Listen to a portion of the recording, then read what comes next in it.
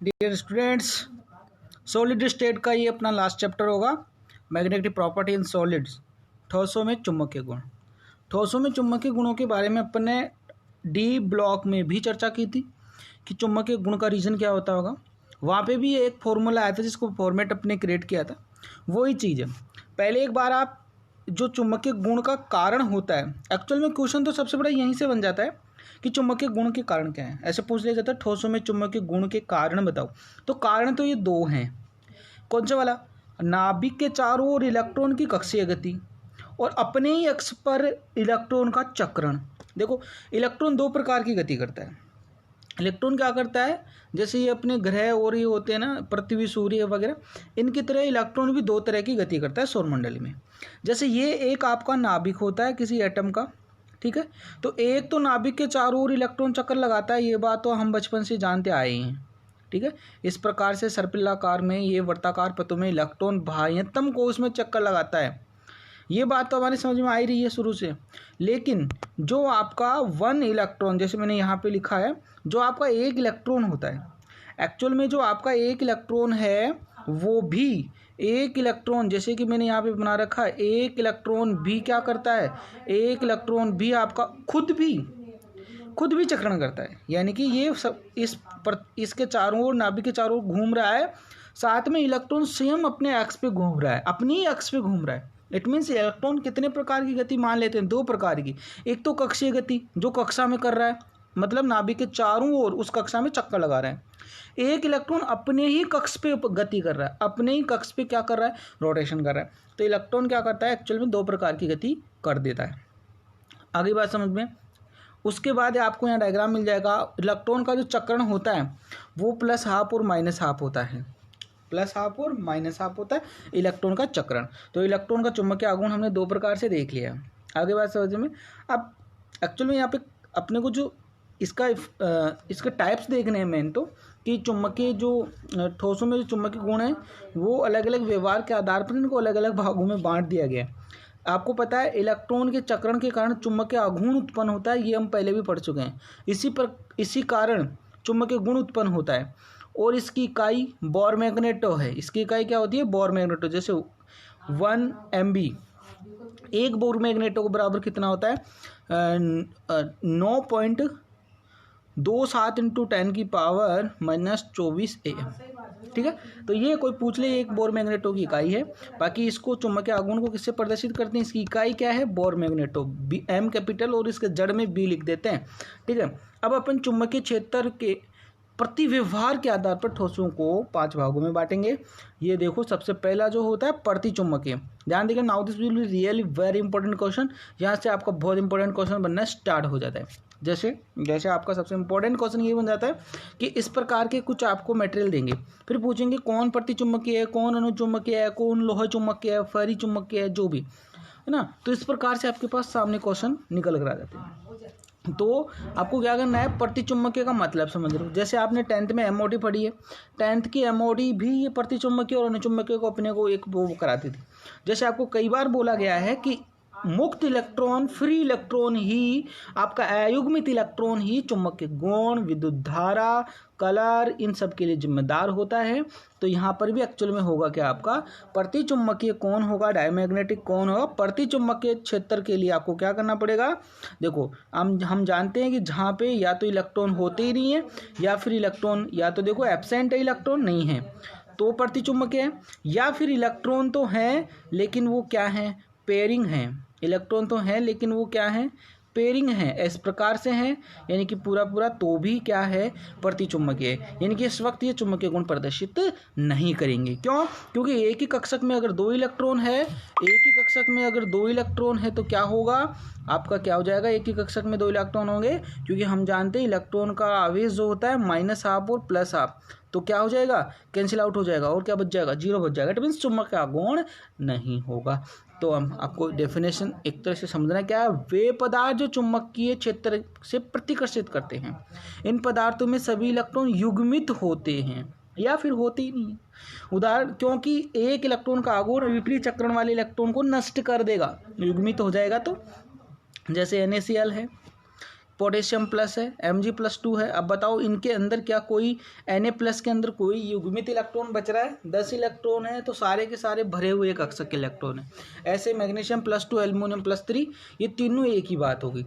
Fluoride -1 ये भी इन्हीं की कैटेगरी में आ गया। ऑक्सीजन -2 ये सब 10 इलेक्ट्रॉन स्पीसीज है। क्या है ये? 10 इलेक्ट्रॉन स्पीसीज है ये भी। तो इनमें क्या है? प्रतिचुंबकीय क्षेत्र है, ये चुंबकीय गुण उत्पन्न नहीं कर पाएंगे। ठीक है, फिर बात करते हैं अपन पैरामैग्नेटिज्म यानी कि आपका अनुचुंबकत्व क्षेत्र।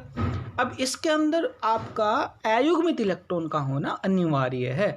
अब जितने ज़्यादा अयुग्मित इलेक्ट्रॉन होंगे हम जानते हैं मैग्नेटिक प्रॉपर्टी के अकॉर्डिंग कि उसमें उतने ही ज़्यादा चुंबकीय गुण उत्पन्न हो जाएगा। तो यहाँ पे हम आपको पता है क्रिस्टल फील्ड क्षेत्र में चुंबकीय आघूर्ण के बारे में भलीभांति से समझ ही चुके हैं कि आपका अनुचुंबकीय और चुंबकीय गुण का क्या मतलब होता है। तो मैं अगर अनुचुंबकत्व की बात करता हूँ, पैरामैग्नेटिज्म की बात करता हूँ, तो इन पदार्थों के इनमें परमाणु या अणु या आयनों में इलेक्ट्रॉन अयुग्मित इलेक्ट्रॉन होते हैं। क्या होते हैं? अयुग्मित इलेक्ट्रॉन की उपस्थिति के कारण स्थायी चुंबकीय द्विध्रुव दूर उत्पन्न होता है, इसलिए चुंबकीय क्षेत्र से आकर्षित होते हैं। अनुचुंबकीय पदार्थ कहते हैं, जैसे कि आपका O2, copper +2, Fe+3, titanium oxide यानी कि टाइटेनियम +2, कॉपर ऑक्साइड यानी कि कॉपर +2, वेनेडियम डाइऑक्साइड यानी कि वेनेडियम +4।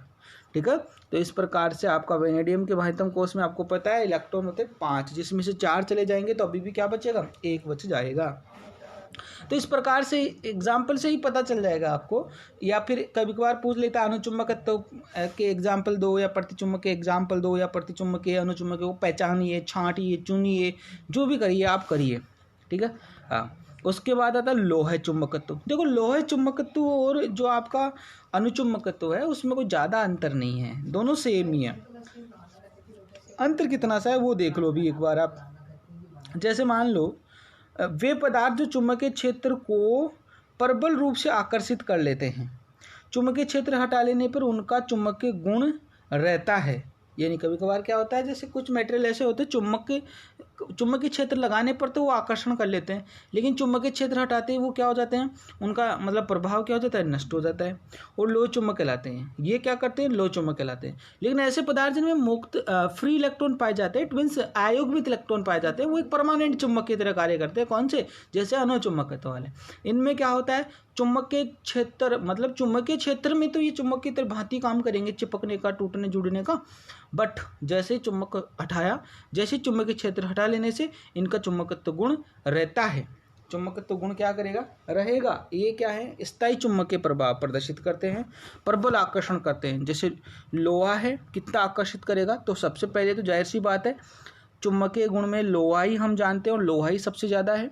उसके बाद कोबाल्ट भी है, निकल भी है, गैंडोलियम है, और क्रोमियम ऑक्साइड भी है। ये लोहे चुंबकत्व के एग्जाम्पल हैं। ध्यान देना, याद कर लेना है 4-5 लोहे के पड़ोसी लोहे चुंबकत्व। जाहिर सी बात है, इतना लोहा याद कर लो आप। तो अनुचुंबकीय गुण व लोह चुंबकीय गुण दोनों में ही अयुग्मित इलेक्ट्रॉन उपस्थिति के कारण है। ध्यान दो, अब अंतर क्या वो ध्यान देना। अनुचुंबकत्व गुण व लोह चुंबकीय गुण दोनों में ही अयुग्मित इलेक्ट्रॉन की उपस्थिति के कारण ही चुंबकत्व गुण उत्पन्न होता है। लेकिन परंतु अंतर क्या है? लोह चुंबकीय पदार्थों में चुंबकीय गुण स्थायी रूप से रहता है। क्या रहता है? स्थायी परमानेंट चुंबकीय गुण रहता है। धातु आयनों के धातु आयन छोटे छोटे खंडों में एक साथ समूहित हो जाते हैं, जिन्हें डोमेन कहा जाता है। देखो एक नया टॉपिक है डोमेन। धातु आयन छोटे छोटे खंडों में एक साथ समूहित हो जाते हैं, जिन्हें डोमेन कहते हैं। वहाँ पे एक डोपिंग आया था अर्धचालकों में, अशुद्धि मिलाई थी अपन ने, याद करो। अशुद्धि मिलाकर हमने जो आपके अशुद्ध अर्धचालक थे उनको अपन डोपिंग, यहाँ पे डोमेन है। डोपिंग और डोमेन दोनों ही पूछा जाता है। डोपिंग किसे कहते हैं, डोमेन किसे कहते हैं। Now this will be really दोनों ही शब्द बहुत इंपॉर्टेंट शब्द हैं। अब ये डोमेन क्या है, खंड क्या है, संरेखण क्या है, दैट मीन्स अभी मैं आपको बता देता हूँ। देखो इनका मतलब क्या है। जैसे आपको पता है लोह चुंबकीय में क्या होगा, ये संरेखण होता है। जैसे आपने कभी चुंबकीय क्षेत्र से कभी जैसे ऐसे वो लोल ऐसे मोटा सा चुम्बक सा लटकाए रहते हैं, फिर यूँ धागा सा बांध लेते हैं। क्या कर लेते हैं? धागा बांध लेते हैं। अच्छा धागा सीधा होता है, चलो धागा सीधा कर लेते हैं, ठीक है। फिर क्या करते हैं, इस धागे को जैसे कि मान लो कोई बच्चा खींचता है, क्या करता है, इसको धागे को क्या करेगा, कोई बच्चा खींचेगा, ठीक है। हाँ, सिर्फ बच्चा बनाओ तो सही, ठीक है। तो कोई बच्चा इस धागे को क्या करेगा, खींचता है। तो ये जब चुम्बक अपने मतलब इस ऐसे फिसलती हुई जाती है, घिसती हुई, तो आप देखा करो इसे छोटे छोटे से टुकड़े टुकड़े इस चुम्बक को ऐसे लगता है कि कुछ इस प्रकार के छोटे छोटे मटेरियल हैं जो इसको एक आकर्षित कर रहे हैं, ऐसे जैसे तीर की तरह जा रहे हैं, पर वो इतने बारीक होते हैं आंखों से समझ में कम ही आते हैं। एक्चुअल में हमको इनको क्या करें, झूम करके लिख दिया यहाँ पे कि इनकी सभी की डायरेक्शन एक जैसी है, मतलब वो एक लोहे चुम्बक की भांति काम करें। अब जस्ट अपना क्या होता है कि प्रति चुम्बकीय होता है। प्रति लोहे चुम्बक में क्या होता है, इसमें जैसे एक उस विपरीत एक साइड जा रहा है, एक विपरीत दिशा में जा रहा है, एक इस साइड जा रहा है, एक विपरीत दिशा में जा रहा है, मतलब जितना एक दूसरे को कैंसिल आउट कर रहे हैं। एक होता है फेरी चुम्बकत्व या लोहे चुम्बकीय फेरी चुम्बकत्व, ठीक है। देखो प्रतिचुम्बकीय और अनुचुम्बकीय का मैटर अलग है, वहाँ पे तो अयुग्मित इलेक्ट्रॉन और युग्मित इलेक्ट्रॉन के आधार पर जानते हैं।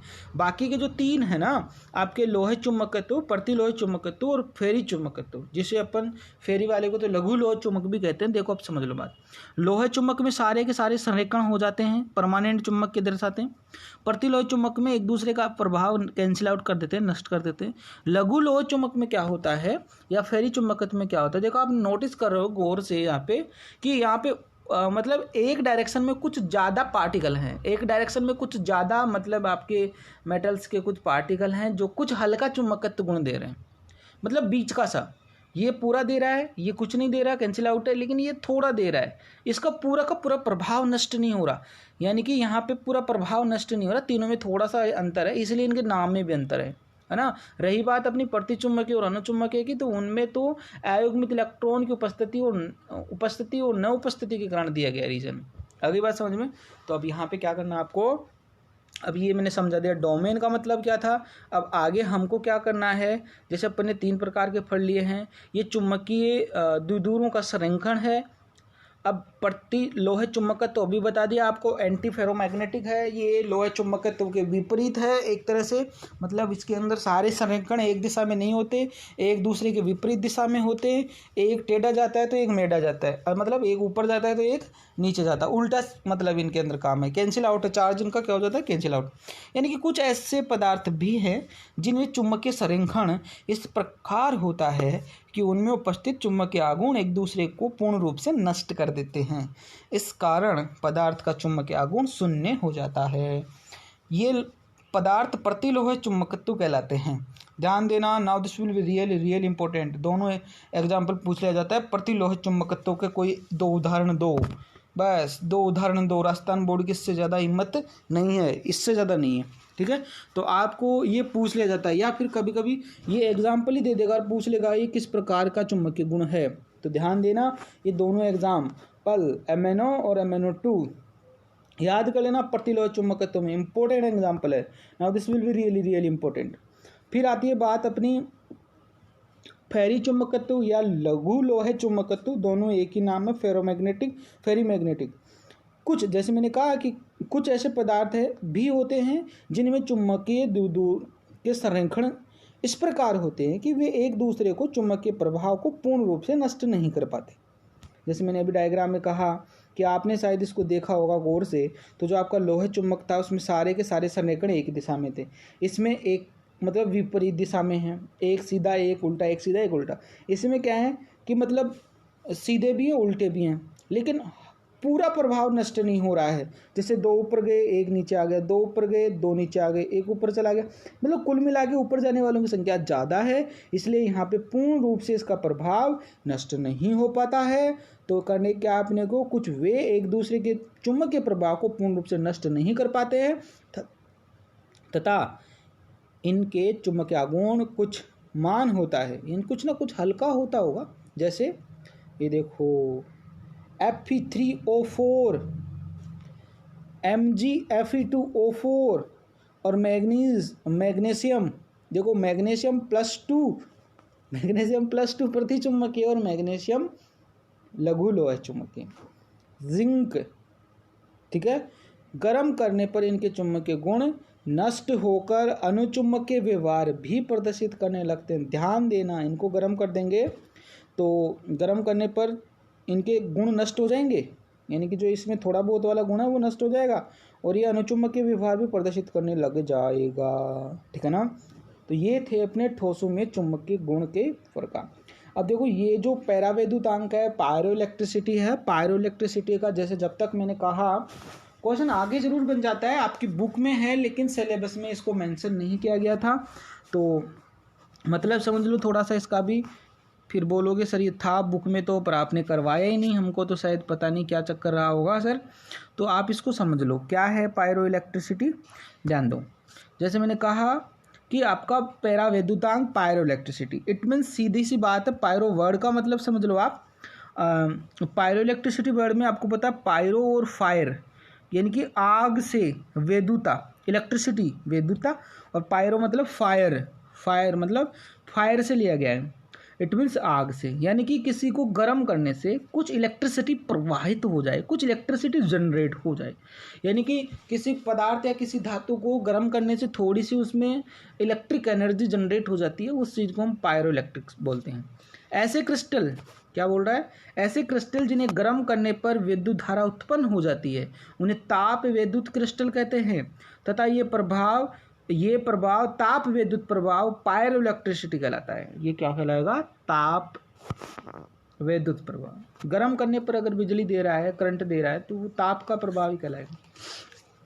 ताप परिवर्तन से क्रिस्टल ठोस में कुछ परमाणु अपनी स्थितियों में परिवर्तन कर देते हैं जिससे पदार्थ की ध्रुवणता परिवर्तित हो जाती है। यही ध्रुवणता परिवर्तन क्रिस्टल में वोल्टता उत्पन्न कर देता है। ध्यान देना, जैसे आपको पता है मैंने आपको जब अर्धचालकों के बारे में बताया तब कहा था कि परम शून्य ताप या 0 डिग्री केल्विन पे कुछ ठोस ऐसे होते हैं, कुछ अर्धचालक जिनकी चालकता नहीं होती है, लेकिन ताप देने पर इट मीन्स उनको गर्म करने पर वो चालकता उत्पन्न कर सकते हैं। तो यहाँ पर भी कुछ इस प्रकार के क्रिस्टलों को लिया गया है जिनको ताप देने पर उनमें थोड़ी सी मतलब उनकी जो सिस्टम है, उनके अंदर जो उनका प्रभाव है वो क्या हो जाता है, बदल जाता है, परिवर्तन आ जाता है, उनकी ध्रुवणता पोलरिटी चेंज हो जाती है, तो वहाँ पे वोल्टेज उत्पन्न होते हैं, धारा बहती है तो वोल्टेज उत्पन्न हो जाएगा। ठीक है, यही ध्रुवण परिवर्तन क्रिस्टल में वोल्टता उत्पन्न करता है। इसीलिए क्या होता है, इसीलिए अब क्रिस्टल का ताप स्थिर रखकर पैरावैद्युत वोल्ट को कम किया जा सकता है और जिस कारण क्रिस्टल में धारा उत्पन्न होने लगती है। यानी कि हम वोल्टेज माप लेंगे, फिर देख लेंगे कितना वोल्टेज आ रहा है गर्म वर्म करने से। तो ये एक पायरोइलेक्ट्रिसिटी वर्ड था कि फायर, आग से बिजली बनाना, यानी कुछ मटेरियल ऐसे होते हैं जिनको गर्म करने पर कुछ मात्रा में इलेक्ट्रॉन मुक्त हो जाते हैं और वो जनरेट होते हैं, मूव करते हैं, चलते हैं, उनसे थोड़ी बिजली बन जाती है, वोल्टेज उत्पन्न हो जाता है। जैसे मैंने यहाँ पे एक ग्राफ भी बनाया है, जैसे तापीय ऊर्जा, विद्युत ऊर्जा और गतिज ऊर्जा।